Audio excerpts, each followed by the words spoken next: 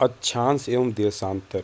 अगर हम पूरी दुनिया को एक वृत्त माने, जैसा कि यहाँ पे दिखाया गया है, पूरी दुनिया को अगर हम एक वृत्त माने ऐसे, और इसके दो भागों में विभाजित करें ऐसे इस तरीके से, तो ये एकदम बीचों बीच भाग को हम क्या कहेंगे? भूमध्य रेखा कहेंगे, मेरिडियन लाइन कहेंगे, या विषुवत रेखा कहेंगे।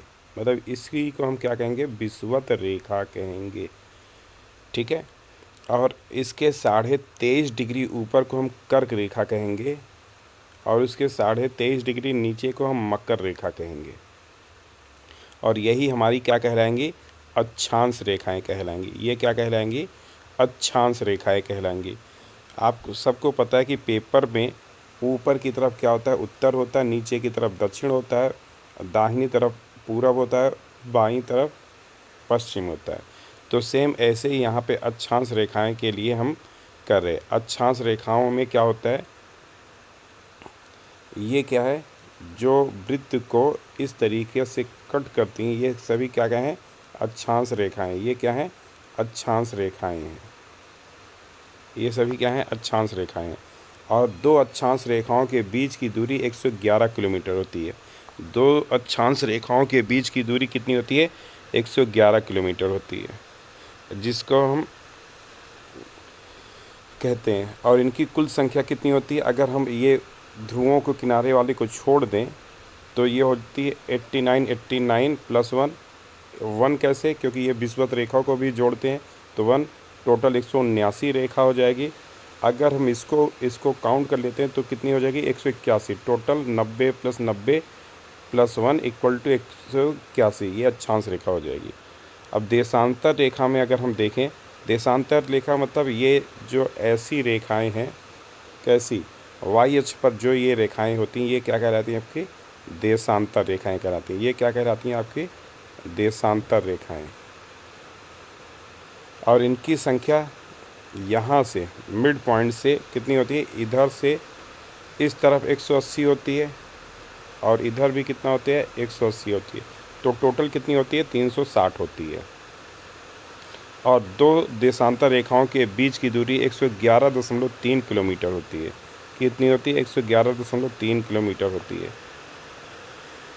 जीरो देशांतर रेखा को यमुनोत्तर रेखा भी कहा जाता है। जीरो देशांतर रेखा को क्या कहा जाता है? इस रेखा को क्या कहा जाता है? यमुनोत्तर रेखा भी कहा जाता है। और बीच वाली रेखा को इधर हम क्या कहेंगे?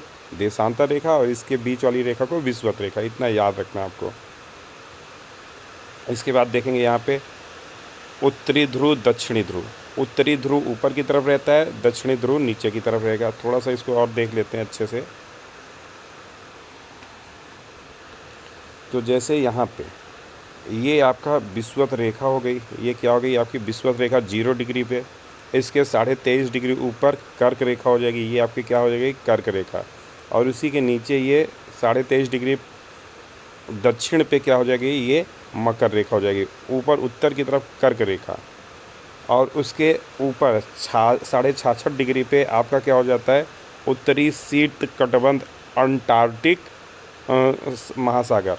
और यहाँ पे नीचे आ जाता है दक्षिणी शीत कटिबंध, जहाँ पे अटलांटिक रहेगा, वहाँ पे आर्कटिक, और यहाँ पे अटलांटिक सागर रहेगा। तो इस प्रकार से ये आपका होता है 66.5 डिग्री पे होता है।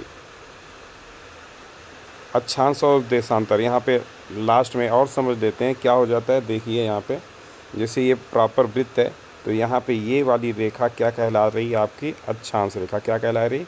अक्षांश रेखा। ये सभी रेखाएं क्या है? अक्षांश रेखा। तो 23.5 डिग्री पे होने के कारण इसका नाम क्या पड़ गया? 23.5 डिग्री होने के कारण इसका नाम पड़ गया कर्क रेखा। क्या पड़ा? कर्क रेखा। और ये बीच वाली है 0 डिग्री भूमध्य रेखा, और उसके नीचे वाली है ये कितना? 23.5 डिग्री मकर रेखा। तो यही इसका कॉन्सेप्ट था।